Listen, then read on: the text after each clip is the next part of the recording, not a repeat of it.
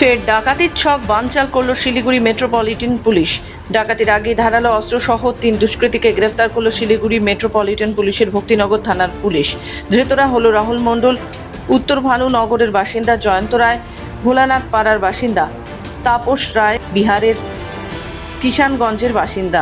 শনিবার ধৃতদের জলপাইগুড়ি আদালতে তোলা হয়। পুলিশ সূত্রে জানা গিয়েছে, শুক্রবার গভীর রাতে ভক্তিনগর থানার পুলিশের কাছে খবর আসে কয়েকজন দুষ্কৃতী কোনো অপরাধমূলক কাজের ষড়যন্ত্র করার জন্য শিলিগুড়ির ডাম্পিং গ্রাউন্ডের কাছে জড়ো হয়েছে। সেই খবরের ভিত্তিতে অভিযান চালায় পুলিশ। ডাম্পিং গ্রাউন্ড এলাকা থেকে 3 দুষ্কৃতীকে পাকড়াও করে পুলিশ। তাদের হেফাজত থেকে উদ্ধার হয় বেশ কিছু অস্ত্রশস্ত্র। ধৃতদের বিরুদ্ধে আইপিসি 399 এবং 402 ধারার মামলা রুজু করেছে ভক্তিনগর থানার পুলিশ।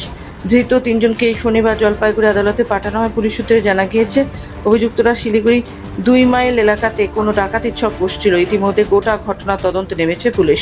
উত্তরবঙ্গ থেকে নিজস্ব প্রতিনিধি রিপোর্ট, খবর বাংলা।